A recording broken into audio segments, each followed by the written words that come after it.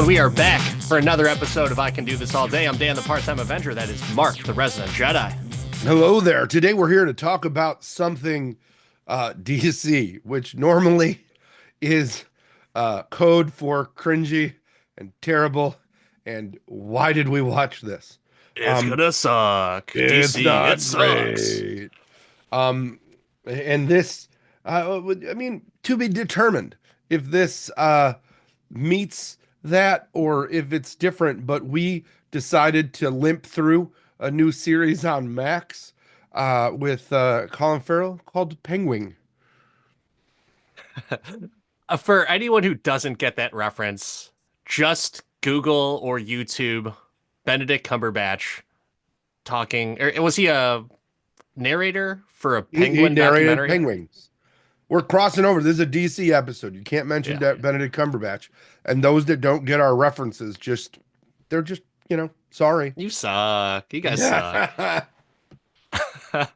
I think within the first 10 episodes, we reviewed The Batman with our Pats. Why are we doing the Penguin show? Because it was there. It was there.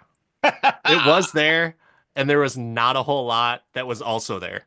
So, we sat through Agatha and we're like, we have to give equal representation. We're an equal opportunity podcast. And we will equally shit or praise depending on how it goes.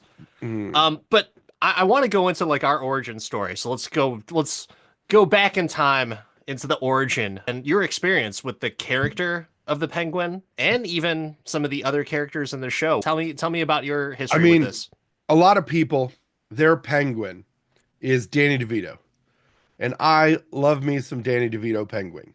Your nose gushing blood Penguin, the mayor Penguin, but my Penguin goes and is totally Burgess Meredith. Like full on Batman 66. I'm like, what is wrong with what? And then you see Rocky after Batman 66, because as a child when I saw Batman, and I'm like, the Penguin learned to box. It was just Burgess Meredith. Shout out, R.I.P. Huge loss. Like just because we're talking about Burgess Meredith, I loved him in Grumpy Old Men. Oh, I was gonna say, like everything he touched that I watched as a kid. The outcut scene at the end of Grumpy Old Men where he uses every kind of penis reference. I mean, that's what you want from a seasoned, respected actor. He can make dick jokes, and we love it. The Penguin, at least in movies, from my perspective, has never really been a diabolical character, right? He's always been, either comical or really traumatized and like led to places. He's never the mastermind. Even in Batman Returns, not the mastermind. No exit plan. No nothing. He got a lot of penguins, and there was a really cool ducky and things, which made for fun McDonald's Happy Meal toys. But there wasn't a lot of there wasn't a lot going on, like not nearly as much as this character. And it made me do a little bit of digging. But before I talk about the digging, what was your origin? Where are you at with Penguin? How do you see that character? So I used to watch the Batman TV show. I liked it. It was entertaining. And I was young, so I didn't really care how bad the acting was and how ridiculous it was. It's so bad it's great. Maybe not. It's been a long time since I revisited it. So I have the curious. Full season run on DVD. I'd be curious as to how I would react to it now and if I would still be able to sit through a bunch of episodes. I don't know. Maybe. Is 3 years old too young to watch Batman 66?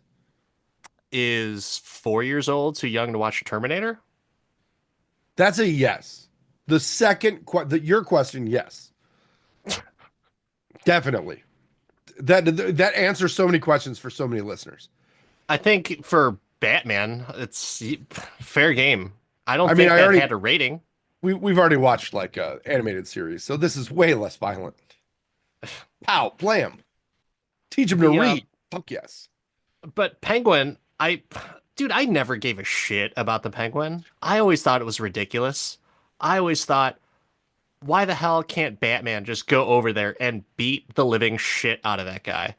He has no fighting skills and just seems like a comic book character that can't do any damage whatsoever. If we were talking about like if we're going ultra nerd and we're talking about like hit points and defense and buffs and statistics, he doesn't have any. He's the worst. He's the worst. I mean, his And action figure had a pot belly. I mean that's not indicative of being useless, right? No, I should know, but I'm just saying. Batman's all abbed out, and the Penguin is just like, "Meh." But there's going to be plenty of that throughout this Oh, episode, by the so way. much. Meh. But yeah, I don't really care about the Penguin. The only reason I was interested in seeing this is because Colin Farrell's the man. He can do no wrong. Every role he's in, he nails. Fantastic actor. If anything, he's probably the least appreciated actor that's out there. He should have been doing so much more, but he's just not like that A-list character or A-list actor anymore. He was for like that brief stint where he was like co-starring with Tom Cruise and Minority Report. There was even that little stint with Marvel as Bullseye. He was everywhere, but I don't know what happened to him. He continued to work, He but he did was never really Daredevil. highly sought after in Hollywood. He did Daredevil. And I think he had like an alcohol and like and he had a little bit of an addiction problem, and I think that he That's did a little bit so of you're violence. telling me, Mark, you're telling me he liked to have a good time. Oh, I don't see a problem with that. he did star in Alexander. Mm. Blech. Which was like a Blech. really big box office bomb, Yeah, if I just remember. yeah, he didn't come back till Horrible Bosses, where he had to wear a. That's when he got into makeup. Fantastic. Oh He God, he was was pretty the good in that. He was pretty best. good. This The is pretty best good. character. Well, besides Motherfucker Jones, but he was the second best character. Mm. But yeah, no. So After Alexander, he needed to recover because I, I that's a guess. world ender there. But he every movie he's in, he performs. He does his part. I don't think I've ever seen a bad performance from him.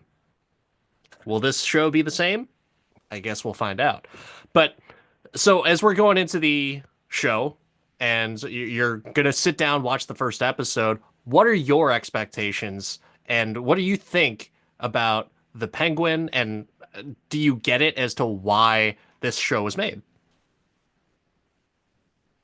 I'm just trying to figure out why they're making a penguin show, and like maybe they're gonna build out the rogues gallery. Like maybe they're gonna introduce some additional characters. They'll world build for Gotham that the Batman didn't do a terrible job, but like unlike the Tim Burton movies or any of the Batman movies, it's not just like bam, here's a villain. Like you get to see a little bit in between, okay, and maybe there's something, and maybe they'll put some Batman in it too.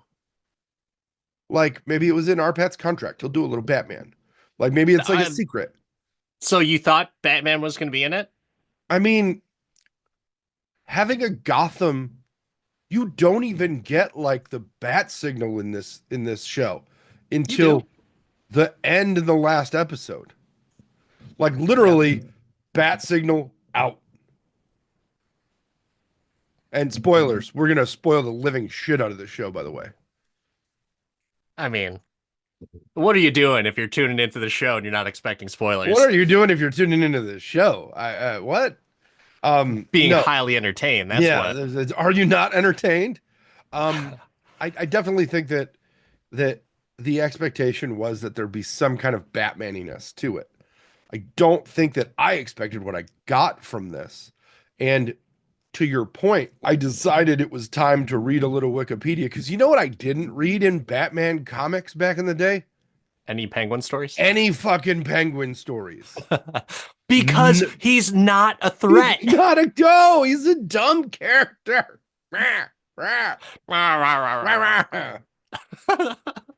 That's like You set up the entire fandom with meh, and then you expect them to be like, oh, fuck, they put a penguin show out. This is gonna be Yeah. amazing. Oh, I gotta and Colin Farrell, you can't even see his face. So the ladies love it. That's what I want. A big old scarry hair lip. This was a show and also an actor that I was like really curious as to what they were going to do with this because I liked the Batman. I didn't love it. I didn't think it was the best Batman ever, like some people think. But you know who I thought was the best? Penguin. Colin Farrell's Penguin was the best Penguin, is the best Penguin, will continue to be the best Penguin. Meh. Not saying about the show. I'm just saying for the character, I like my Penguin a little menacing and somewhat of a threat. And Oswald Cobb is a threat. Yeah. What I found out in digging into the Penguin or Penguin Because he is, sucks. well, no, like in the Golden Age comics, Penguin was like mafia connected, like in this show. And there was like storylines about this 30 years before we were born. And then they Okay. changed it and made him a goon. I don't get it. Like the comics were darker and then they weren't. And then when they got darker, he still mad. Like I didn't get it. But it was interesting to see the character choices in this, right? Because all of us have, I'm assuming that both of us have heard of Falcone before. He was in I the had only heard of him in the Nolan trilogy. he was in the I believe, or wait, was Maroni in the animated series? I never watched the animated series religiously. I would catch a few episodes here and there, but it wasn't like X-Men back in the day. I would watch it all the time. Like, no, I would just, if I had to watch it, sure, it's DC, it's Batman. I don't really care about that, but sure, I'll watch it. Well, you just missed it. Batman the animated series is amazing. If you Um, like Batman, if you don't like Batman, well, mhm, mhm. but Um, yeah. But Falcon, I'm assuming he's probably in it. I would guess. But I hadn't heard of him until the Nolan movies because I didn't pay much attention to Batman. I love it. I love it so much. So I'd heard the name before, and what was it? The Nolan movie, right? At least he was in there. Yeah. It was Mhm. who was the actor? They met in the underground or in the bar, right? I can't remember if that was Maroni or Falcone that they pronounce. That's the way they pronounce it in the Nolan It was movies. Carmine Falcone. It was Tom Wilkinson. That was the name I was looking for. Tom Wilkinson, who's in everything but never as a lead. Um, so yeah, it was Falcone there. Um, but yeah, I didn't really. I don't think any like previous Batman really hit on mob ties for Batman or like the Gotham Mafia. It was always the Rogues Gallery and then none of the underground piece. So how many episodes in did you realize like, oh, we might not be getting any other characters? Oh, I knew right away. Oh, I didn't think they were going to bring anyone in. Definitely not Pattinson. I just I thought thought you'd this was get going to be a Colin Farrell centric movie, and I thought it was going to be a little bit more of an origin story because I thought he was kind of at a place of notoriety. I didn't expect him to be like the driver. For some reason, I remember the Batman, he was a bigger deal than he was. well, he had the lounge where they started the episode. Yeah. Like he ran the bar and he was like an underboss, but not made, apparently. I But guess. I did not expect this to be like a full-on mob movie. No, okay. How is this all going to play out? I was thinking to myself, oh, they're doing like time hops. This has to be like before the Batman because I just couldn't fathom Hmm. that. Oh, he's in deep shit right now. How the fuck is this gonna work? Like I thought there was there was gonna be some type of Tarantino timeline confusion, and it's like, Yeah. oh, this happens right before it. But like, no, they show the water gates breaking or They whatever. literally, It's flooding. yeah, this So is Rogue One to the next Batman movie, right? Like this fits immediately in between the two, which is yeah, kind of awesome. yeah. Um, I mean, but right off the bat, so I'm thinking that Oswald is going to be just like the second in command, and he's going to manipulate, whether it's the Falcones or the Maronis or whoever. That's what I was thinking. I didn't think he was going to be the fucking guy. That's for sure. I didn't, because we're both accustomed to him being just like, wah, wah, wah, Hmm. I'll give me some raw fish. But so that was surprising to me. What about you? What did you think about like the whole when Falcone dies? What did you think was going to happen after that? And did that take you by surprise? I was surprised at how early it was.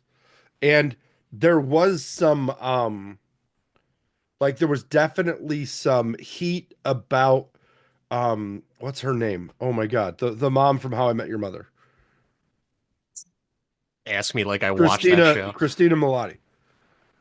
Oh, she's in No, that? I have no idea. All right. yeah. Christina was for her character, um I thought that they bring her in later. There was a lot of buzz about it before I started watching it that she was good in this, which I would agree. Um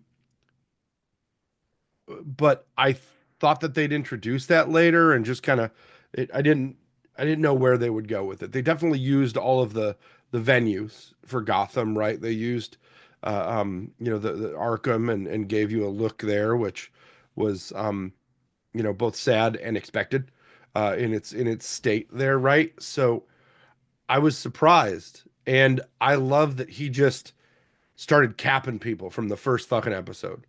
Just like, fuck you. He's a force. Don't He is disrespect a me. Like force. he was unhinged, is what he was. I don't know if he's a force. He's just crazy. I mean, it's undeniable that he's a force if he's at the top, if Mm. he's in the penthouse now. You know what I mean? Like that's a lot of shit happened to get there, which hey, let's talk about the shit. So, Falcone, the guy, dead.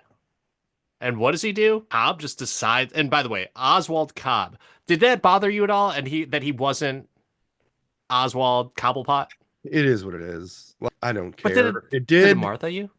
No, that wasn't my Martha. Okay. Because I don't give a fuck about Oswald Cobblepot as a name.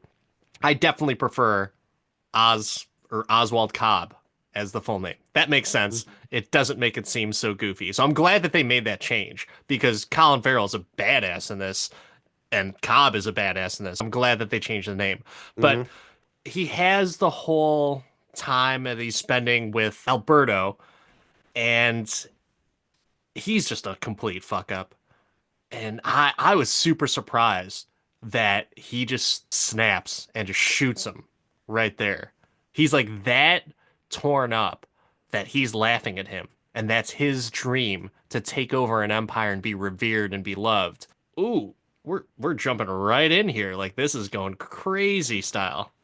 I mean, little did we know, not the first time this character has taken disrespect with murder And we'll jump to that from an early age, very, very early age. in his youth. But yeah, the Ute.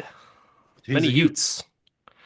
You tell me Um, that kid didn't look like a little Joe Pesci, like a little pudgy cheek Joe Pesci. That kid that played him as a child. Perhaps, I was like, perhaps am I a clown to you? he did a good job. It wasn't bad. No, he You know played how a we feel murderous about child child well. actors. I couldn't hear what you're saying. He played a murderous child well.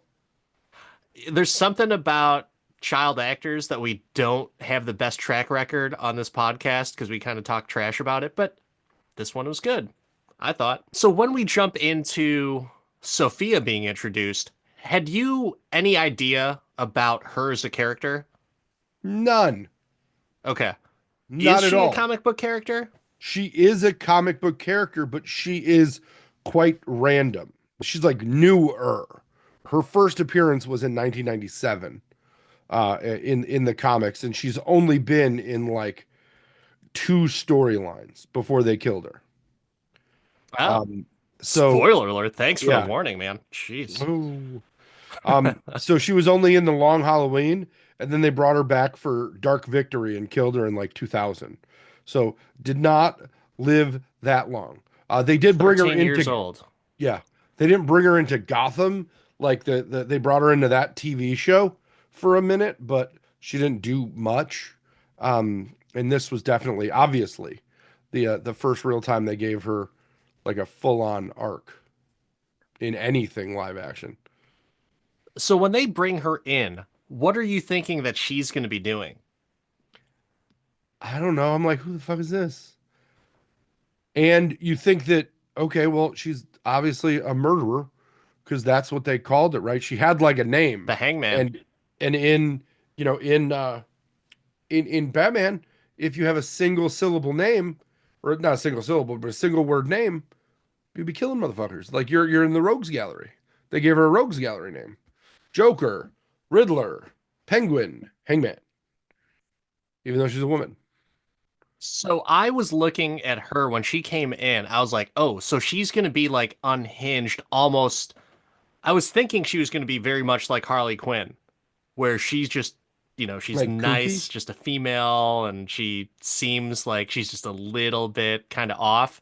And then, boom, she just flies off the handle if something is said, and that never happens until a little bit later on when she just gets fed up with her family and decides to gas him like Hitler. Dude. Dude. Nuts.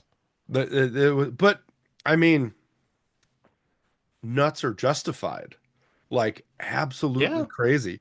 Talk about and I think that you got to talk about the performance there. Like Colin Farrell did a great job in this, but uh, uh I think that she did such a great job in her role and just like as a psycho, right? And showed agreed. kind of the journey from sanity and innocence to I'm gonna smash your fucking face. I mean, if you are wrongly put into an insane asylum, uh, how do you not become crazy and psycho or whatever, And not to be insensitive with those terms, but this is a character for entertainment, so I'm going to use those terms, and I think it's I justified because she is definitely off the rails. I believe the Shawshank Redemption called it institutionalized. Yeah, that's a different institution though, man. There were liberties at Shawshank, and Andy Clancy Dufresne Brown had was a in few both ways to get places. around it. Clancy Brown was Sorry, in both places, though. say that again. Sorry. Clancy Brown, both places. With and gosh, Clancy Brown, that was another name that I was thinking like, ooh, so he's gonna be the guy. Nope. Nope. No, it wasn't Squidward.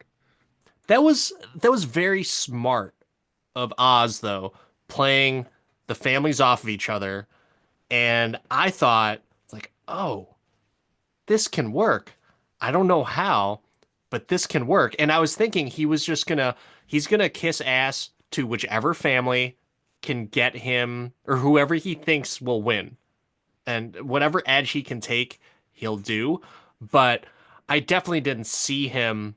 And when the Maronis and when she changed her name to the Gigantes, I had no idea. I was like, dude, Penguin's fucked. This guy's done. You got two families and just him and like a maybe an 18-year-old kid. He's done for. But I knew that it couldn't end that way. I had no idea what was going to happen.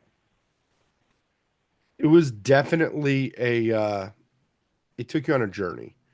And it was, and this is not a sell up for this or a sell down on the other one. But it was very like Godfatherish, right? It took you through Oh, the sure. journey of the war. And I dug that, right? And there was, there was moves being made and backwards thoughts going on, right?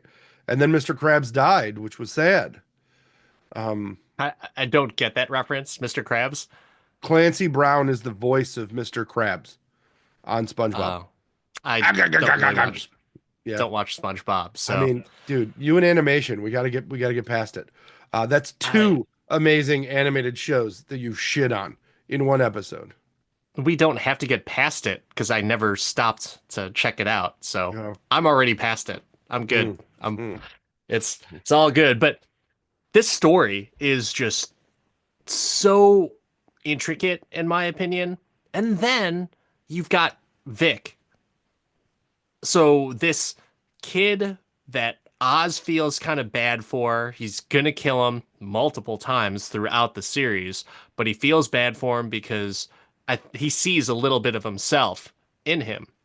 I liked Victor Aguilar's as a character. Like I liked him, and I was thinking like this is just a young kid in a really shitty circumstance doing what he needs to do to survive. He doesn't want to be a killer. He doesn't want to be a thug. He just wants to be something. And that's the only option for him, really, in Crown Point, Indiana, or I don't know what Crown Point is considered in reference to Gotham, but I always kept on thinking like, wow, they traveled to Indiana for this one. Gotham is really close. So, but what did you think about Victor Aguilar and him as a character and him being Oz's man, the guy who got him out of multiple shitty situations.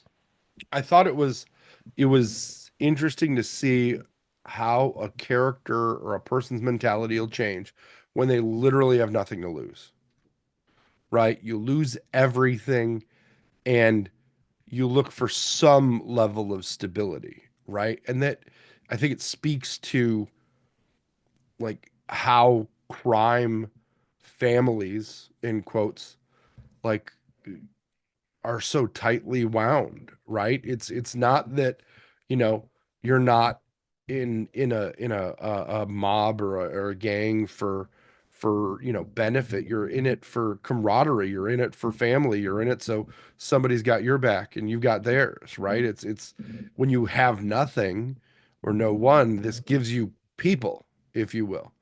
And it's not and that gives you purpose and confidence and swagger. And I think that the journey they took that character on to be quiet and stuttery at the beginning and couldn't even ask for his food to like giving the rah rah Captain America speech at the end, in like one of the last two episodes was, he incited or he inspired the final double cross, if you will.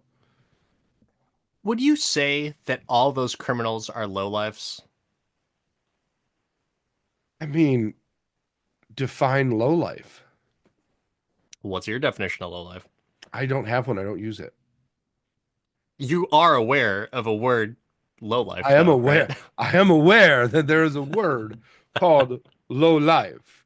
Yeah, no, But the reason why I asked that is because so you got Vic and he does the Captain America speech, right? Which I loved it. I thought it was the most genuine piece of dialogue, with the exception of Sophia a few times. And she actually had multiple points where she kind of talked about some things. And I was like, wow, totally understand that, totally feel for it. And yes, you're justified in doing what you're doing. But Vic had this transformation and slow buildup of like, okay, you mess up, Oz is going to kill you. You mess up again, Oz is going to kill you. But he keeps on proving himself. He keeps on saving him. He keeps on doing something to prove his worth. And I think that goes to show there is something that when you do show your value, be careful because that value might be something that you're not thinking of. And unfortunately, that's totally what happens to him. Um, were you shocked at his demise? yeah, no, that caught me by surprise that he killed them at the end. I did not expect that because he was loyal to a fault and he Yeah. didn't try and go out and get his own, right? But I think that it comes down to just the absolute psychopath that that Penguin is in this show. I saw it coming, but What I did you see? hated You it saw when the it was murder there. coming? Oh yeah. Oh, I I didn't. so the after the second time that Oz said he was gonna kill him, and then he was like, okay, fine. I'm like, there's no way. The next time like he is going to die. I didn't know if it was necessarily going to be, at a certain point in any episodes, but I knew it was going to happen because there's no way that Oz can be viewed as anything likable. Like before the end of the series, we are going to have a complete clean break and not like him whatsoever. Maybe admire a few, entrepreneurial spirit and, actions that he did. But other than that, he's not going to have friends. He's going to be a bona fide prick because that's how Colin Farrell plays him. He plays him very complicated where, he's like, oh, he's his buddy. He relates to him. But at the same time, dude, dude locked his brothers in a sewer to drown. Left them to die. Like, I don't think not since Moon Knight have I ever been like, oh God, I don't like this. This isn't good. Like it was like, ooh, this guy's a piece of shit. He killed his brothers. At first I thought it was going to be by accident, and then that's what kind of turned him into who he is today. But no, he was just bad to the bone right from the start. Like he knew what he was doing. Did you Can take I? that? And was that your interpretation of it? Yeah, he knew what he was doing. Okay. That's why he kept looking outside. Like he knew. He left him there, and he didn't say, "Oh shit, I left him there, and it's raining. It's gonna be bad." Like he knew, and he went back there. The fact that he went back there with no compunction for any, any issues, he saved the coin for that long, right? Like that means that he didn't, like, he wasn't mad about it. It's a keepsake. Yeah. Sickening. Sickening, if you will. Yeah, yeah. I think that a lot of the childhood scenes definitely are, it just takes you to a place of just mental illness, excessive So mental illness. so I'm gonna jump around a little bit. So because we're talking about, and you mentioned mental illness, do you think, when it comes to mental health and TV shows or movies and when they're addressing that type of stuff, do they do it justice? Or did they do too much? Like, do they show like too much of an ugly side of mental health, if that's such a thing, or too little? Maybe. What was your opinion on that?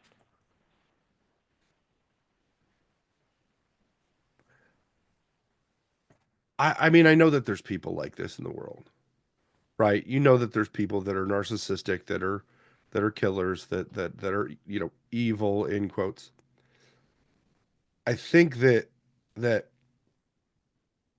my challenge with how it's portrayed is that it's constantly negative, and you never hear about retribution, and you never hear about how to kind of help, and you use it to build up this villainous thing. And there's this, it used to be that everybody rooted for the good guys, right? Like in movies and TV and stuff. Like back in the day, everybody rooted for the good guys.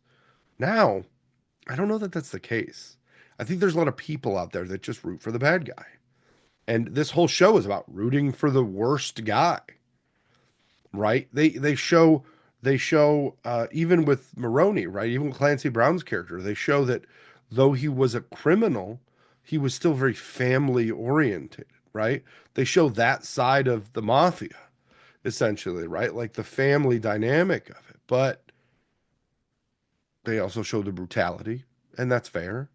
But when it comes to the people in the show that they just are unhinged, it's wild, man. It's wild. And this is the second maybe the third, big DC property where it's just like, well, there's a lot of fucking mental illness there, right? I mean, we both saw Joker. We didn't see the second one. Um, they might have to pay me to watch that apparently, but um, first sponsor, we'll do that. By the way, anybody, Manscaped, let us know if you want us to plow through Fleur de Lis or whatever the hell it's called, the Joker 2. Fleur de Lis, what the fuck? Is it what's it called? Fully adieu. Oh, Fleur de Lis, Fleur de Lis, whatever. Fully terrible, from what I understand. I think that there's been so much just raw negativity put out there. It's kind of like we talked about Batman villains early, the ones that we kind of knew and were introduced to, even with Penguin. Right? They were kind of a joke. The Danny DeVito one was pretty dark, but that was in a Tim Burton movie where it was still kind of like you felt bad for him at the end because all the little Yeah. penguins floated him out to the sewers. But like these characters, you don't feel bad for because they're fucking like brutal. So you didn't feel bad for any characters dying.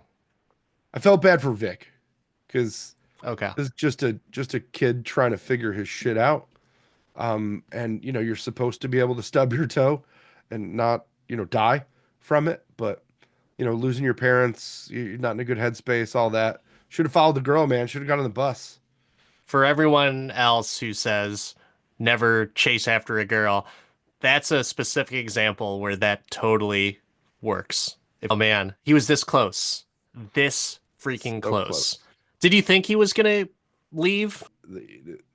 No, No, yeah. because I he was a plot driver. I was hoping he would have. That's the only character I was rooting for. I mean, he could have been a freaking caretaker for someone. Like he was looking after Oz's mom. And I thought it was a very sweet moment when she was dancing with him. I thought it was even better when you see Sophia in the background is like, oh no, what's gonna happen? But overall, yeah, I was definitely bummed with him. I don't know if I really view Sophia as a she's bad, right? I mean, she killed a lot of people, but I think there's levels of psycho and murder, and I don't know if I view that as the totally unforgivable. You're put into that circumstance and environment, and you become a product of that environment. And that's not her fault at all. Not her fault whatsoever. She was trying to be like a good, upstanding citizen until her murderous father decided that she asked too many questions and, was sad that he murdered her mom. How dare you? How dare she? Like, actually figure out that this dude fucking killed her. Yeah. I think there is just I don't know if it's necessarily glorifying mental illness or certain aspects of mental health. I'm not part of that club of like, we shouldn't be seeing this in media. Like, this should not, this is a complete, almost glorifying of what a sad, unfortunate mental illness could be. Oh, it's I don't, glorifying it, but I'm not, if you don't like it, don't watch it. Art should be art. yeah, but I don't even think it's being glorified. I guess I just don't view it as that. I view it as it's a story. Yes, unfortunate things happen, but you know what? One of the oldest stories and earliest stories that we remember, Humpty Dumpty sitting on a wall, man, just fell down and just broke into a million pieces. Kind of sad. Kind of sad. Old Mother Hubbard lived in a fucking shoe, dude. Yeah, Sad. she lived in a cupboard. Who was the person that lived in the shoe? There was an old lady who lived in a shoe. Old lady. Mother Hubbard. Same thing. No, different people. Um, Childhood. What's that all about? Whatever. I watched Terminator at 4. Dun, dun, Yeah. dun, dun, dun. All I Um, know is that John Connor was going to save the human race. So I don't give a shit about old Mother Hubbard or an old woman who lived in a shoe. oh, And you crazy person. you can see that from my ability to recollect that. Yeah, I mean, this is a layered story, and I know I don't think we could even go through every single aspect of this show, but there's a lot of different things. Like, so the whole power struggle. Talk me through what you think and how you're kind of digesting the story and how you're reacting to Oz being on the Maronis, on the Falcones or Falcones, and then being on his own with a bunch of sewer rats. Like, what are your thoughts? I liked the journey. Like I thought it was ingenious. He definitely took advantage of certain situations, right? He was quick to react and had the knowledge to move around. Um, and that I think was the good part, you know. He definitely got some lucky breaks, like Clancy Brown's heart attack, Yeah. like Sophia fucking killing everybody and going nuts. I mean, there's definitely some luck involved, but every hero's journey has a little luck. On that heart attack scene, I found it super, super interesting that he was like disappointed that he was having a heart attack. He was like, "No, I'm supposed to take you out hand to hand, one on one, to prove to you that I'm the better guy. I'm the bigger badass." And he still sticks around. He still gets angry, but even though he's dead, he's dying, he feels the need to shout out, "I beat you. I'm the one who beat you." I thought that was freaking genius in terms of writing and the scene, that the way that they played out. Loved it. Well, Absolutely you knew loved it. he was going for the ring. He wanted the ring. The ring was it was foreshadowed very early in the show that he saw the ring as an amazing trophy and he wanted the ring How did he get that ring on his fat fingers? as a pinky. So you I got know, like but half still, a man. nut, bro. Half a You're nut. telling me his sausage pinky was as big I mean, as, Clancy Brown's got some mitts on him. Didn't you I see? He guess. was throwing those mitts. That was the only thing that threw me out of the scene. I was like, "Oh, that ring's not gonna fit," because I'm think. I mean, he's a big dude. Penguin's a big dude in comparison, but I guess hands are a different, whatever. Yeah, there could be skinny guys with big hands, Dan. I guess. I guess. Um, Fat fingers though. so who in your opinion in this had the most wild killing? Like who was the most brutal character? The most brutal character? Because you got a lot of options, right? You could go to Carmine in his hangman phase, be just choking out and hanging women, like brutalizing, like that's This is what I brutal. like to do for fun. Yeah, that's brutal. Like, It is. taking out loose ends, that's brutal. You got you got the penguin who usually shot people or choked them, right? Definitely used means to get there, or doors, killed people with doors a lot. Um, or you go fucking Sophia, who just fucking plotted and did some real like Strategic. premeditated shit and some very reactionary stuff. Or you could go with Victor, who just shot a motherfucker in the neck. That was disappointing to see. Uh, I was hoping he was going to remain fairly pure in the Oh, murder sense. you knew he was going to lose his innocence somehow. And the way he did it was, he had a premature blastulation right to that dude's neck. I think that was the most heartbreaking of the murders, right? The fact that he didn't really want to do it. It's just his reaction, and his reaction immediately after that, completely expressing regret. But you know what was even deeper and more rewarding about him murdering that person is Oz comforting him and telling him Mhm. like it gets easier. And like he knows, like, yeah, it's gonna get easier, kid. Like I Yeah. felt bad for Vic, but also at the same time, like good for Cobb to try and comfort him and make him feel better, right? Manipulate Because him into being a tighter uh, person, like a more obedient guy. well, I don't even know. I just like seeing the humanity of him. Granted, he's comforting him for something completely awful and terrible, but he's still doing that.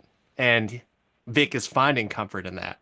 So I find that level of interaction just fantastic because Mhm. I like my villains where you can see the silver lining. It's like, well, he's not 100% a bad guy, right? I can understand where he's coming from.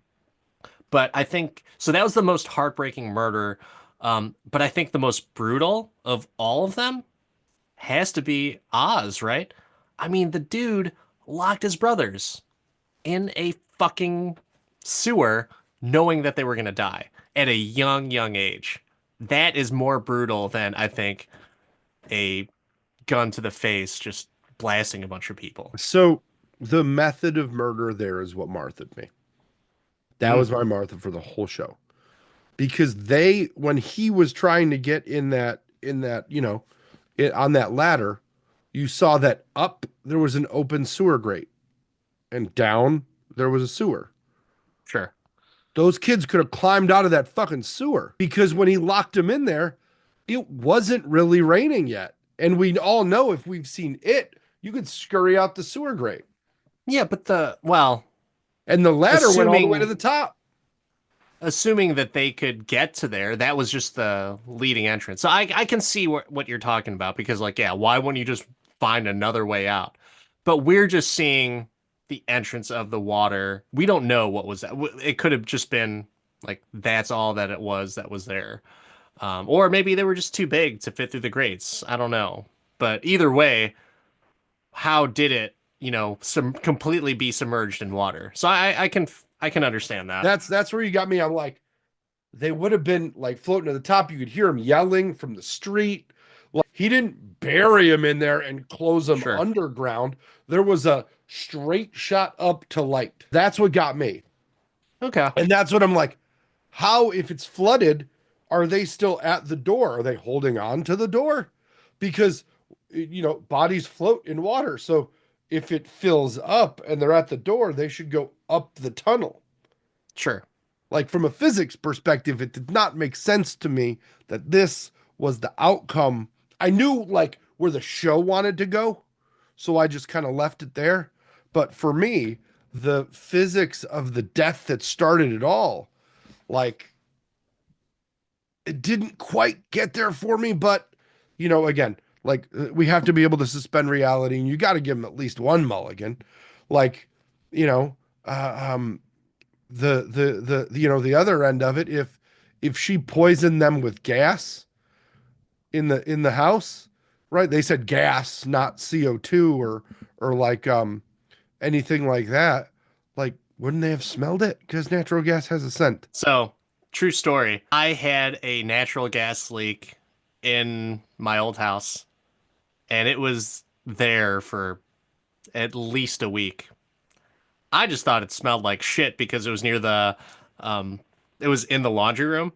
Mm-hmm. And so, yeah, I don't know. I guess I just didn't realize. It's too familiar with the smell of rotten eggs, I guess. You died? You didn't die? Didn't But die. did you Dude, die? here's the crazy thing. I thought it smelled so bad and it was coming from the washing machine. I lit a candle in the motherfucker. Weird. Super, super lucky that the house didn't explode. Yeah, you're not wrong. Super, But like, the if you think of the logistics of that, how long would it take a house that big to fill up with enough natural gas to fucking kill people? 8 hours is a pretty good amount of time, Agree to right? disagree, buddy. I don't know. You don't think so? Eight No, hours? you just said you had a gas leak for months. That wasn't months. It was like a week. But did you die? Well, it was in a secluded area of the house too. I'm Yeah. just saying, like that one again, like they're inferring an outcome based on a situation and it's a movie. It's not real life. So, okay. I think if anything, that's probably the most peaceful way for them to have gone. Oh man, I'm getting really dizzy. I'm just gonna lay down right here on the floor. And it's like that's it. It wasn't even like a painful death. And I'm wondering, so I'm asking you this. If you were Sophia, would you want a painful death for all of them? Or would you rather have like an easy way to go like the gas? So I think that as you ask that question, you have to think about the person and what they're capable of, right? In that moment, she's not capable of giving those people, most of them, a brutal death because they're aligned, they would protect each other. It's not like in the cards that she could brutally murder all of them. She doesn't have the strength or the training or the assets to do it, you know? When she brutally bashed that one lady's head off shit, they were the same size and strength level, right? But these are a bunch of, big dudes, and she's not that big, so she's got to use a weapon she's got to weaponize something that will give her that strength and wield it with brutality. So it was still brutal, but it was, a more elegant brutality What's your because definition of brutal? Because I feel like that's not brutal at all. If anything, that's just it's an unfortunate brutal series of is events. she purposely murdered like 20 fucking people that are all related to her. So you're Like, just talking about the idea of it being family is brutal. yeah, Okay. like wiping people out with malice. So locking your brothers in a sewer A at a sewer young that they age? should have easily been able to escape from. But is Sophia's more brutal than Oz's murders? No, I think they're both the same level of just psycho. Though Oz's was reactionary, Sophia's was premeditated. Good point. Like she packed a Viewers, fucking gas mask and moved the kid to the greenhouse and was like, I was like, is this kid gonna be poison ivy? Let's go. Wasn't the case. viewers, we want to hear your opinion. Who was the more brutal murder? Was it Sophia's family or Oz's brothers? Comment below. I think this movie or this show, as it was going through everything, it's very intricate. But also, if you're a Batman fan, are you looking for some of those Batman references? Are you bummed that Batman's not there? And does he need to be there? I'm gonna just say that because we have contextual knowledge of where in the Dark Knight's journey he is, he's not quite to the world's greatest detective point. He is. He absolutely is. Then why, he was new. The He first, was helping them solve the Riddler murders. no, I understand that part of it. Like the murders and that, like, yes, but he wasn't like thumb on the pulse of all of the gang war. Like Sure. he wasn't trying to influence it in that way, right? Like if you think of prime Bruce Wayne Batman in like the Tim Burton movies where he's been doing it for a while and he's got all of the computers and banks and dossiers and cooperation with the police. Like they're not coming to him and saying, "Hey, this is a little off. Maybe you should look into it a little bit." There's still corruption in the Gotham Police Department, right? There's not the one person that's risen and given it that you know what I mean? It's not like full on mid universe. It's early. So it makes sense that Batman's not like, there's a lot of murders. I should look into that. He's busy over here, which is fine. Like he hasn't learned to be all things to all people yet. He hasn't become that Batman that we Hmm. see in, some of the later movies and even in like the cartoon where like, oh, the kitten's up a tree, Batman's here. Like it's not at that level yet. So it makes sense that he's not there. And you get the references, but not being the deep comic book person for Batman, being, like I enjoyed the comics. I love the stories. The arc where Bane broke his back was right where I'm at. Like I'm a Nightfall Batman fan for sure. That was like the sweet spot for me with comics. I think that there's a reason that it's okay that it's not there, but you expect to see more of it later. And you're like, this show at least serves it up to where Penguin can join the rogues gallery from a not the crazy pants, like still a crazy pants, right? But he's not coming from the common criminal perspective of it, right? Like he earned the high rise in the three-piece suit, which I thought was hilarious. They put him in the three-piece suit at the end. The suit. Like he just needed a monocle. And I was like, fucking go.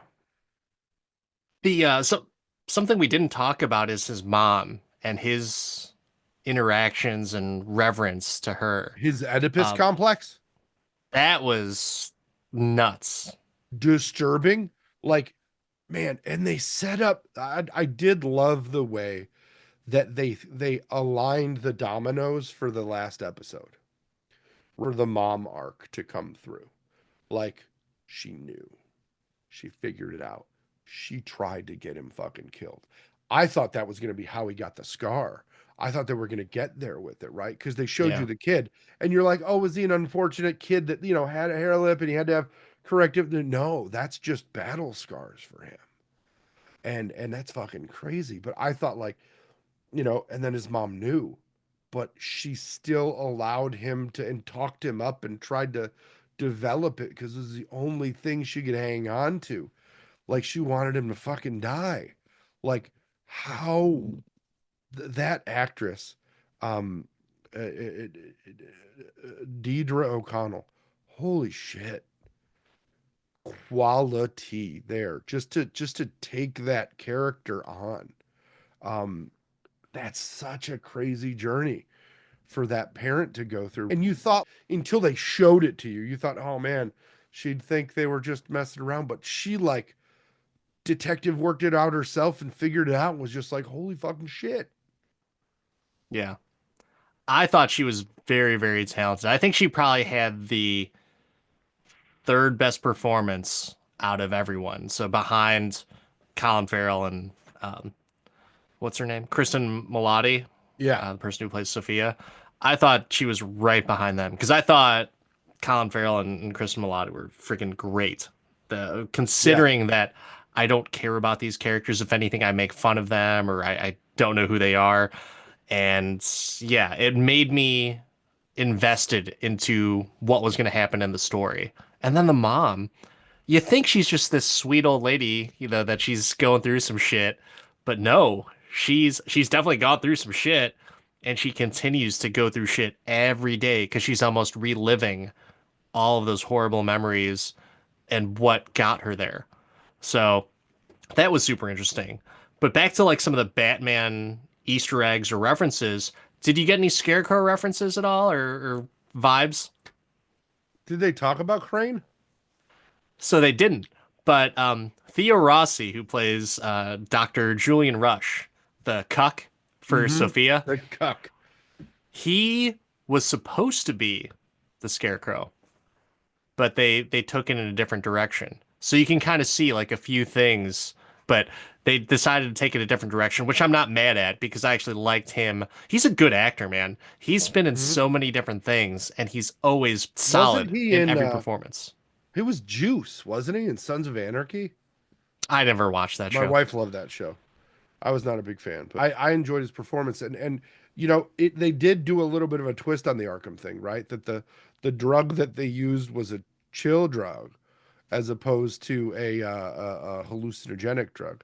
Yeah. And they used mushrooms, which is a very interesting uh, in the current, in the current climate of psychedelic exploration that's going on out there, right? With Aaron Rodgers taking his peyote vacations and shit like that, like, with it being so high profile now to imbibe such things.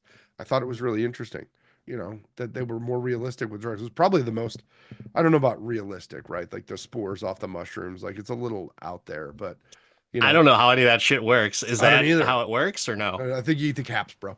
But either way, it was interesting to me that they took it there and they did a good job with it, I thought. Um, and I mean, if you think about it, like Oz, made it out of this as the winner per se, but I think the doctor got off scot fucking free. He's back to But being the doc. yeah, and I think he'll continue to be that rock or at least that stability for Sophia because he is infatuated, obsessed with her. He wants to be I there think with her no matter what. the last scene with her, like he's in there influencing who she reaches out to and her half sister, right? Yeah. Trying to get her back involved so he can benefit from the chaos that she creates. Which that I don't understand though because Selena Kyle's a nobody. That's what I don't like. He's supposed to know that this can spark some type of revolution, even though she's stuck in jail. Like, how, I mean, I guess he could get her out, but I just didn't see the significance of that. Oh, And to why me, would she be reaching out to her? I guess I just don't get it. so I don't know why Selena Kyle is reaching out to her, Right. That's but what I mean. I can see fully why he would put that in front of her because of her her cling to family, right? And What her cling? she Killed them was all. so she killed the ones that wronged her. Her brother and Most of her them. mom, she was like right there with, right?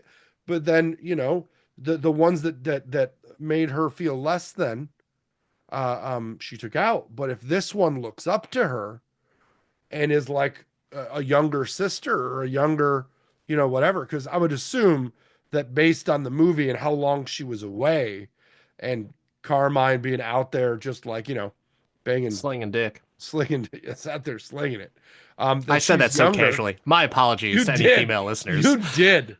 Just that. Um, yeah. Uh, Carmine likes to do what Carmine likes to do, man. yeah, yeah. Um, Also disappointed that they didn't bring John Turturro back to be Carmine Falcone. I love Mark Strong though. That guy's so great. Yeah, but I think that there's definitely like there's at least that doesn't Martha me there. That at least makes some kind of sense. I guess it just didn't to me because Selena just seemed like a loner to me. And I just didn't think that she'd be reaching out to like, oh, I have a half sister. Cool. She's Maybe in he made it prison. up. Cool. Let me write to her. Maybe I he don't made know. it I up. just don't buy it. Maybe he's not a cuck.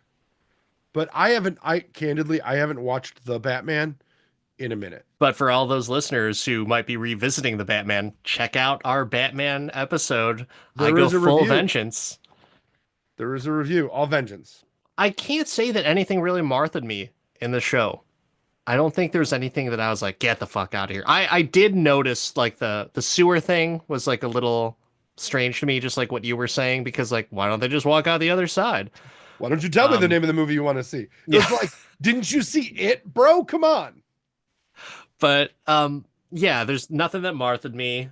What did you think about like the music overall, from the score to some of the popular, or at least popular for the day You music mean that the was dark, being played? ominous tones that they did for this? It's dark, ominous tones throughout the whole movie. The music was solid. You know what I did dig?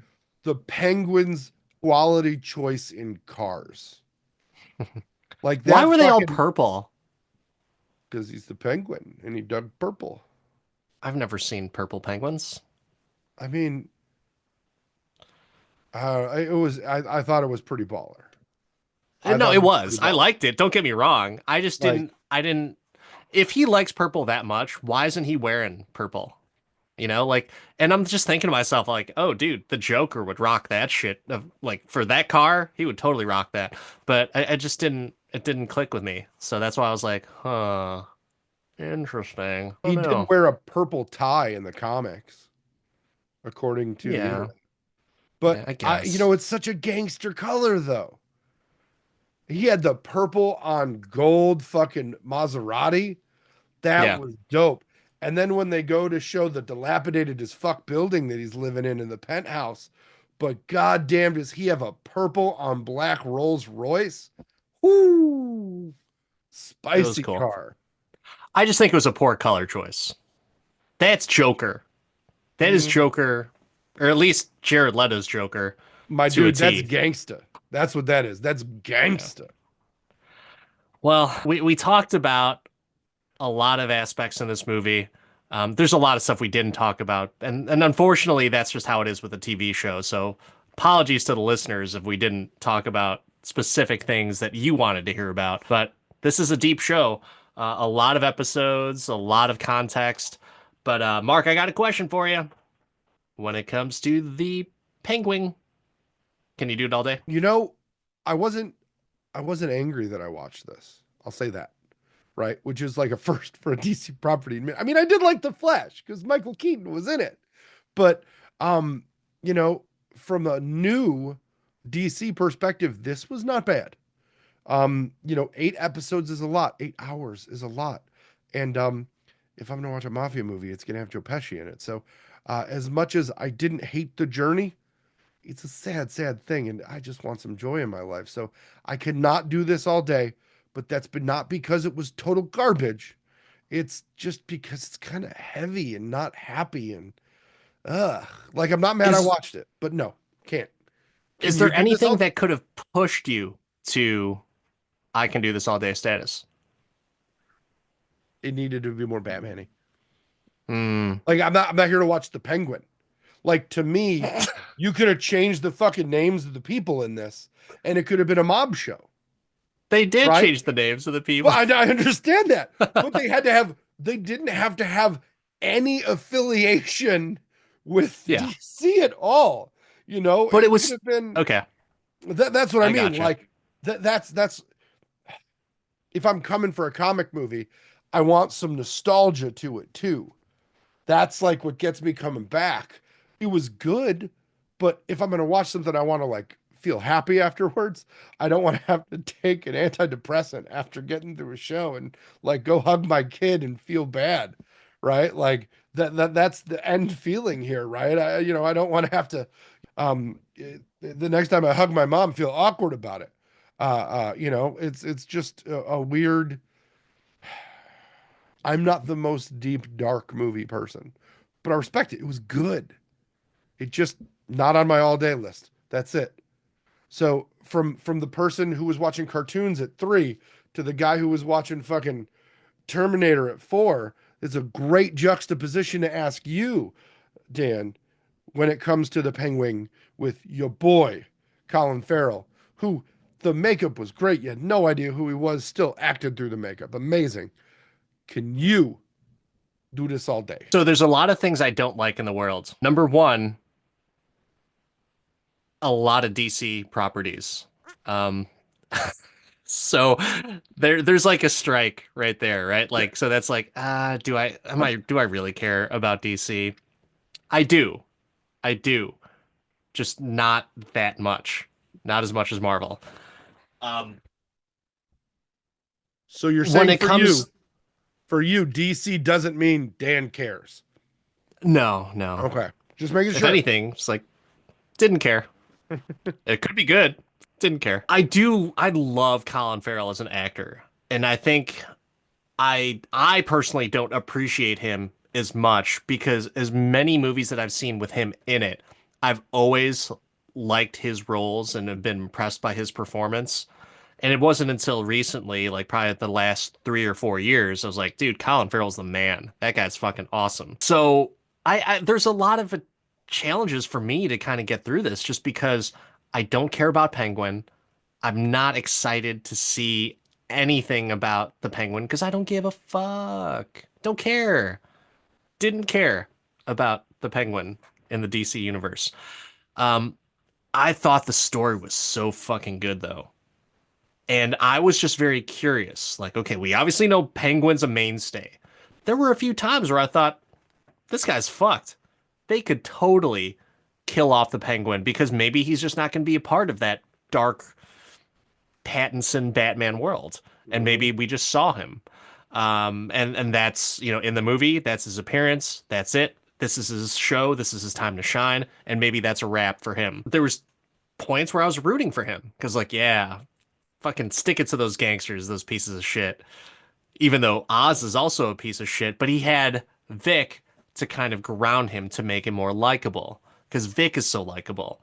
So I found myself going back and forth of having this, oh, I really like these characters and I like what they're doing, to like, oh, these people are still pieces of shit. Um, I just feel like when you have a cast and performance like what we had from all those actors, I think it's a no-brainer that I can do this all day. It's just too good of a performance for me to say no. Even though the rewatchability is not there because I'm not going to rewatch 8 episodes almost 8 hours of what that was. I'm not going to rewatch it, but the performances, the story, the way it made me feel as I'm watching it, as I'm reflecting on it in this episode, and after I watched a few of the episodes, it was just like, yes, definitely, I can do this all day. Too strong a performance, too strong of a product to not do that. Yeah. I respect that. I respect that, and I enjoy that you enjoyed it. I think for me, and this, obviously we don't have to have the same opinion, and that's why this works. Is there are shows that I'll completely rewatch. Like I watched House of Dragon, and then went back and watched all of Game of Thrones this year, and the rewatchability was still there for me Yeah, because I just enjoyed it. I couldn't rewatch this, so I can't put it in that category. It's scratching the surface, though. I agree with you. The performances were better than anything we've seen from DC in recent memory, including the Batman. agreed. 1,000%. Absolutely. We agree on some We didn't hate stuff. it, I which think is, we can a both agree first. a million times better than Agatha. Yeah, it just didn't have that catchy song, bro. I would have just That's what he jumped off a needed. He needed a bridge. song to sing while he was killing motherfuckers, or at least a quote. Ezekiel 25:17's taken, but he needed something to say. Some cold blooded shit to say to a motherfucker before he popped a cap in his ass. You know what I would have loved to hear him say is that he doesn't like being called the Penguin, right? But at the Yeah. very end, if the last scene or one of the last scenes would have been him standing over Maroni's body and it's like, call me the fucking Penguin. The Penguin fucking beat you. Then I would have loved it. It's like, okay, Yeah. cool. Now he's embracing that name. But Yeah. that would have been sweet. That would have been sweet. But Yeah. that's it for this episode. We do care about what you all think, and thank you for all sticking with us through this. But until next time, I'm Dan the Part-Time Avenger, and that is Mark the Resident Jedi. Don't forget to like, subscribe, and let us know what you think. Hit us up on I Can Do This All Day podcast on all the socials. We're there. We're listening. We want your interaction. Let us know what you think about the show. Let us know who had the better prosthetics, right? Colin Farrell's face or Sophia's fucking mullet. Holy shit. That hair I could smell it through the TV. Ugh. But yeah, until next time. See you, everyone.